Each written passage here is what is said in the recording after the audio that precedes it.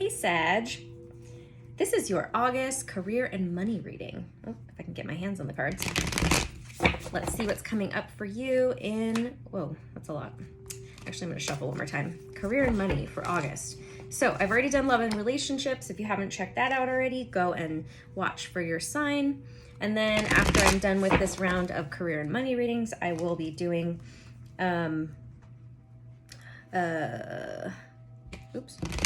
I'll be doing another couple of rounds of different types of readings, so stay tuned for those. All right, so Sag, career and money.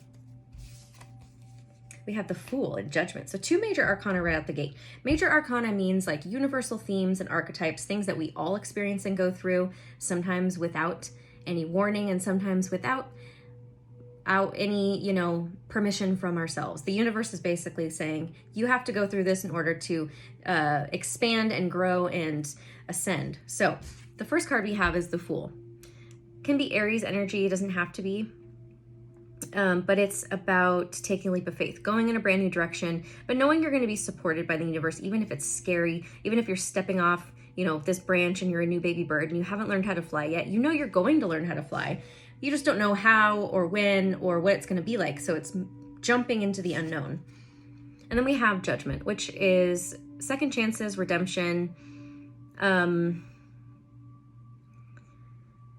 It's like Judgment Day. So have you learned your lessons? The universe giving you a chance to show yourself and everyone else that you have learned the lessons that you have set out to learn on this journey.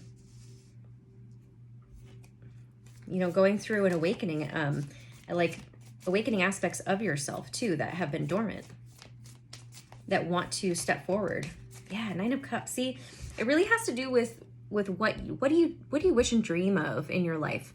Do you believe that it's possible for you? That's what I feel like the theme is for you here when it comes to career and money. Do you believe that a new type of career or amount of money that you can make per month, per year, whatever, is possible for you? This is your wishes being fulfilled card. So right now, the energy is ripe for you to do so. It's being supported by the universe, and it's basically saying, like, if you would just tap into your true innermost desires that are in the highest and best good for you and everyone around you, and focus on those and take action towards those and take a leap of faith in that direction, we're going to support you in doing it. The Star, beautiful. The Star is Aquarius energy, and the Sun. Oh my gosh, the Sun and the Star. Okay, we have 4 major arcana out of 5 cards. We do quick math in my head. But the Star is Aquarius, but it's hope and healing. Wishing on a star, again, it's about hope, like, right, and wishes and tapping into that magical side of yourself. And then we have the Sun, which is Leo energy, but it's also joy, happiness, illumination. This is like a yes card. It's the happiest card in the deck. It's whatever you want. The universe is saying, yes, you can have it. So what do you want, Sagittarius? What do you desire? What does your wanderlust heart desire? It is possible now. The 10 of Hats, the 10 of Cups. Emotional fulfillment. This is emotional fulfillment. I mean, just being at ease and peace and feeling loved and supported by the universe and the people around you. This is beautiful. And you went from the 9 to the 10. That's the 10 of Cups. I mean, I don't really know what else to say except that you're being pushed in this direction. And so and it's almost like you're being tested in a sense with the Judgment card. It's like Judgment Day. It's like, do you feel this? Do you believe this? This is your chance to do it. This is your chance to take that leap. This is your chance to go do the thing, to talk to that person, to start that project, to apply for that job, to whatever it is for you. The 10 of Cups again. Oh my gosh, the 10 of Cups. Emotional fulfillment and bliss, happiness. Like, and it could be about community as well. If it's not like a family, because it usually has to do with like happy family life, but it's just whoever your family is to you. It's just feeling like really supported by all the people that you're surrounded by, and you supporting them. So the 3 of Pentacles, which is teamwork and collaboration. So perhaps it is, a partnership of some sort that you're with, or a team that you're putting together, or what you're working on. to build in your career and finances. But the Hangman is seeing something from a new perspective. It's needing to see something from a new perspective. So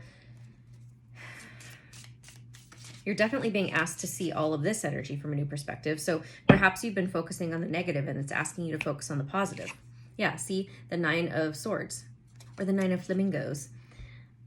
Look how stressed out he is. He's like, I can't stand it. I don't want to be here. But that's because he's feeling trapped in his head. It's all his mind. The flamingos is air, which is our mind. It's our feeling anxious. You know, anxiety comes from our mind. And it just manifests in our body to get our attention. The King of Flamingos, the King of Swords. The King of Swords would be Aquarius, Gemini, Libra energy. So I don't know if this is like somebody in your life or what you're being asked to embody, which could be about setting boundaries with yourself or with other people, especially with your mind. Like not like, you know, someone who can also be a little bit more cold and blunt. But he's mature in that he's also very observant and knows when to speak and what to say, right? So he's not usually just talking all the time, talking out of his ass. Like the King of Swords has restraint when it comes to what he says and who he says it to and how he says it. But he knows how to be just very logical about things. So perhaps you're being asked to be a little bit more logical about things or less logical about things. Take it as it resonates for you. So we have the Death card, which is Scorpio energy. Death and rebirth, transformation. Time to move on. You see how she's like pointing and she's like demanding you go in that direction? It's like, it's time for you to move on. It's time for you to go through this initiation process. Time for you to move on from something. Along with the 9 of Swords and the King of Swords cards, to me, it feels like, yeah, you're being asked to move on from that energy, from possibly being overly logical, being stuck in your head, overthinking things, sleepless nights. You're being asked to have a death of this King of Swords energy. Or, you know, or like, because there's a light side and a dark side to everything. It's asking you to set boundaries with this King of Swords, set boundaries with yourself and your own mind. Temperance, yeah, so here you are, Sag. Are you being yourself? Are you acting like yourself? Are you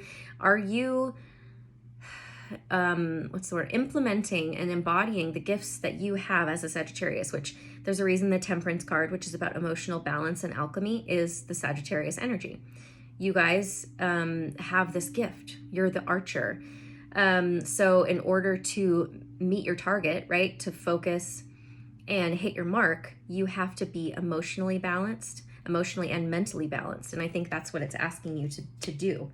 It's about emotional alchemy. So blending two elements together. In this case, it's usually water and fire.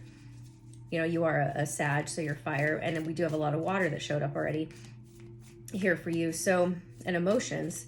So it's asking you to temper how you feel about something and the way that you're going about it, which would be your fire energy, that action. The Emperor. Yes, this is someone who's in charge. This is Aries energy again. So I don't know if Aries energy is important for you in your chart. Could be, or someone in your life, but it doesn't have to be. But it's also father energy. So it could represent a father figure or just a masculine figure in your life. The masculine aspect of you standing up for yourself, being a leader. Like this is definitely about leadership and authority. Are you owning your leadership? That's how you're going to get what it is you desire. That's how your wishes are going to be fulfilled. You're being asked to step through this portal of initiation and liberation to be who you're meant to be. No more playing small. No more pretending like you don't see the gifts that from the people around you or the opportunities that are being presented, or what the heck? Sorry, I'm trying to move my chair. You know, and I'm not saying that you don't, so don't take it as I'm saying, oh my God, you're ungrateful. That's not what I'm saying.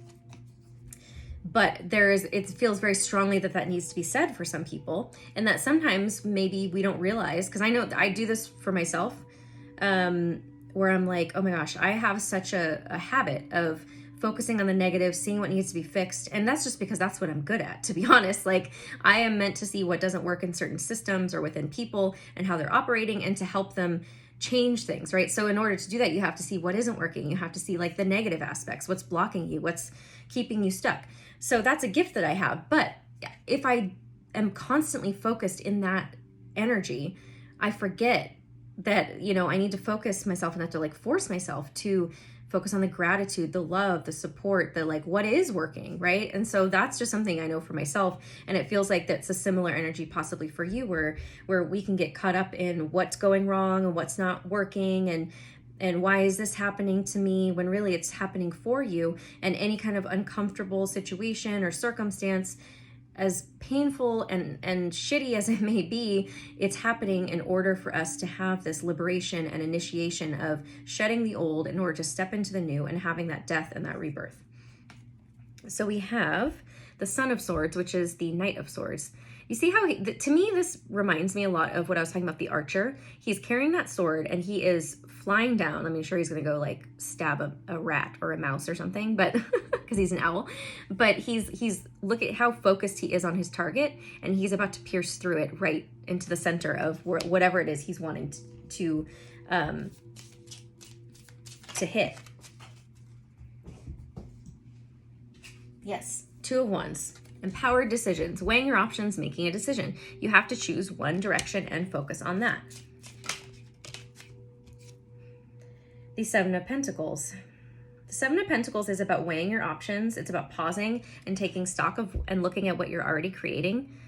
So it doesn't seem like you need to be starting any new projects, or it's like you already know what it is you do desire, what project you want to work on if you haven't started it, but it's asking you to be patient also with the growth of things. Perhaps you're being a little bit impatient and expecting monumental success in some area, you know, with career and business and money, when really it's saying it's like slow and steady is more sustainable. Slow and steady is what's going to create a strong foundation. So that's maybe what it's, when it comes to what you're not recognizing, is seeing how you're not recognizing the small wins and you're only looking for the big wins, right? So for example, like if I wanted to grow my YouTube channel really quickly, and you know, I had this goal of like 10,000 subscribers.